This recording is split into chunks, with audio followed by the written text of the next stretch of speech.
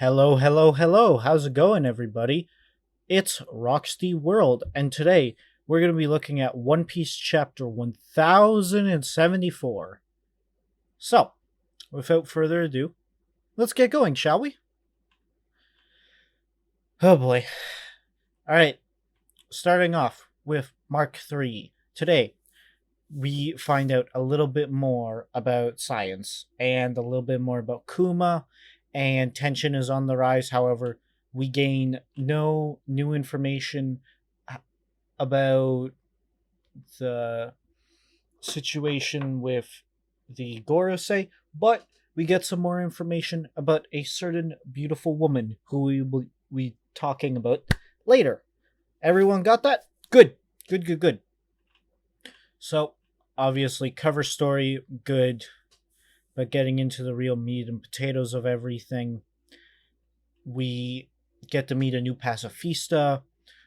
It's the Mark III pacifista, which uses some sort of bubble shield, which is really impressive. It's very dynamic and has a good flow of motion to it, as well as the effects that Oda uses for it. Oh my goodness, it's incredible. Looking at this page right now, it's so hard to give the illusion of something being clear in manga, but have it still look convincing. And guess what? Oda did it. Like, I know I obviously rag on Oda's artwork sometimes, and I normally critique it, but shots like these make me go, yes, Oda is that guy. He is that guy. He may not be drawn Berserk, but you know what? I don't think Berserk could last 1,000 chapters anyway. Uh, anyway, enough slander. Let's get back into the story. So the pacifista with his new abilities, and we find out that he's taking direct commands from Guy with axe and big stomach. I literally do not know his name. And that is how you know these videos are not scripted, because I have no clue who this guy's name is. I know he calls Vegapunk Grandpa Punk, and he calls Kizaru Uncle. It's very interesting, just a little weird. So yeah, I don't, I don't really know. Anyway, though, yeah. So after this, we get a beautiful shot once again of 50 Mark III pacifistas. So that confirms that the pacifistas are still being rapidly produced, which was nice to know because they seemed really effective. Well, okay, they didn't seem that effective at the Paramount War because like New World pirates were taking them out, and Boa also like destroyed like two or three with a single kick. But then again, Boa's really really strong, so that's not really like an anti-feat. It's just a statement, you know. So it's good to find out that they're now actually being mass produced. Combine that with, everything that's going down, it will definitely be a big asset. However, it might end up biting them in the butt because the Gorusei are coming right now. They are coming to, or one of them, Jupiter, is coming to kill them. Well, I don't know if you guys know this, but the Gorusei, as stated before, have a higher authority than, you know, the like even Vegapunk. Even Dr. Vegapunk doesn't have that high of authority. So, in other words, they're kind of screwed. But, teach their own, right? So, as we continually follow everything, we all meet back up. We get a good shot of everyone being perfectly safe. And we also see Susie. She has a punk attire on.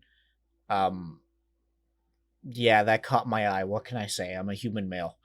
And then again, I would not be surprised if even some females like to look at Susie. So anyway, as it turns out, Zoro wants to go look for the main body of Vegapunk again, and everyone's like, "No, you'll get lost. Just sit here."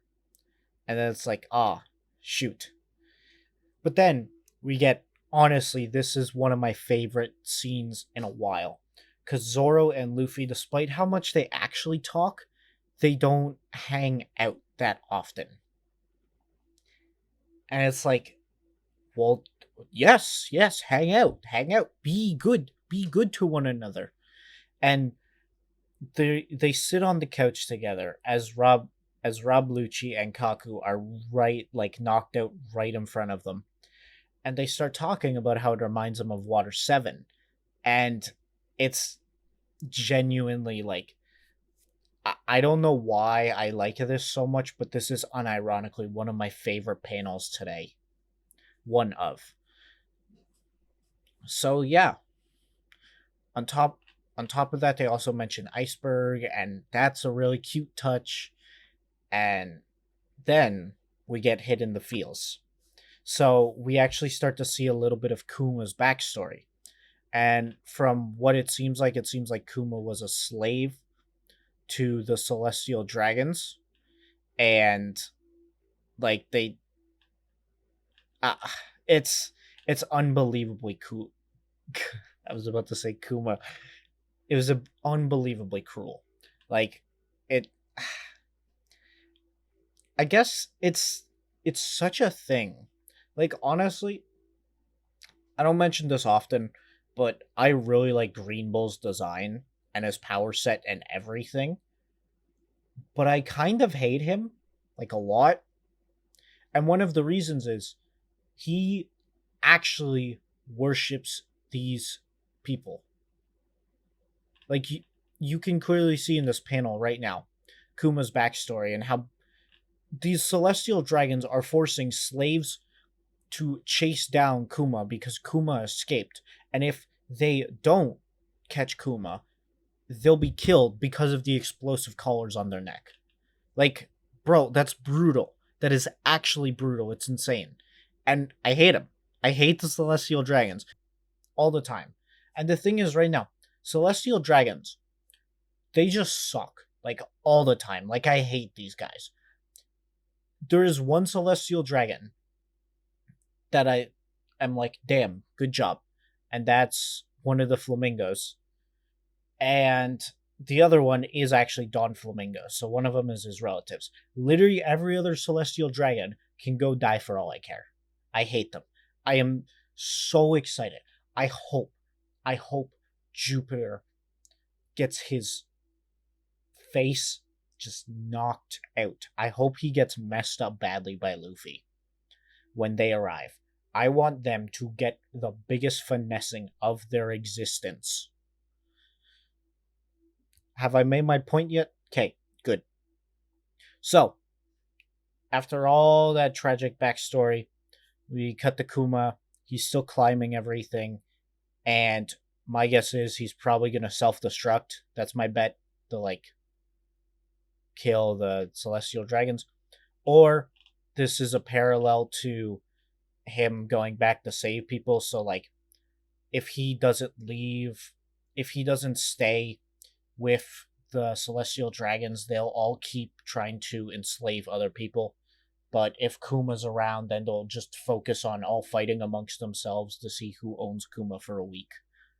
Which is, again, brutal. I hate the celestial dragons.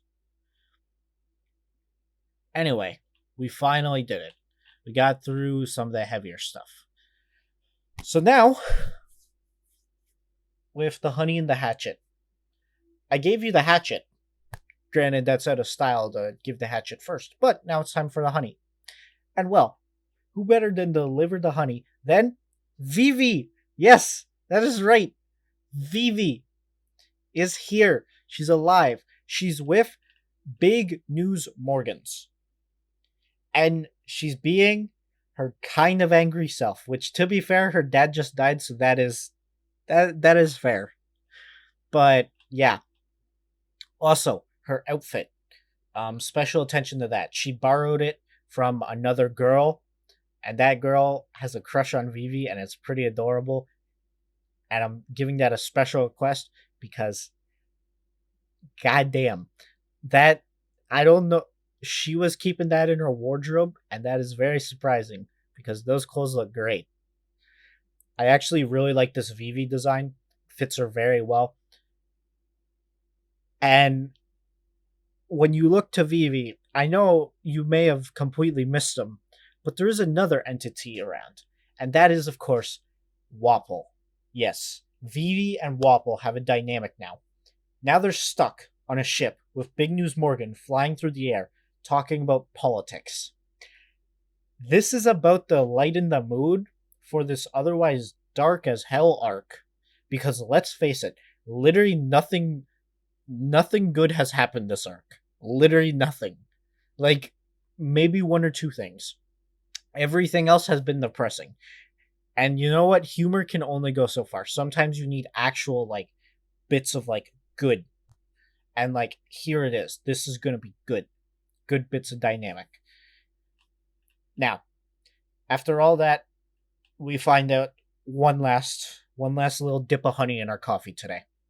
And that is, of course, no break next week, boys. No break. That's right. Again, another chapter like this.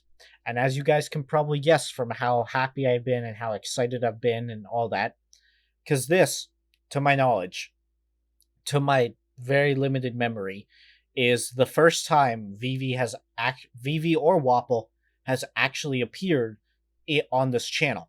Because I've literally never reviewed anything that Vivi is a part of. Like, I've probably mentioned her one or two times, but like, she has never physically been a direct influence on anything that has been covered in this channel, and neither has Wapple, because I have never reviewed early One Piece except for my arc ranking review, but none of you guys care about that. Granted, I don't blame you. Looking back on that, goddamn, that thumbnail was ass.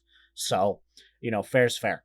But, yep, with Vivi's debut on the channel and Wapples, we got a fantastic chapter. And combine that with no break, man, I'm sorry.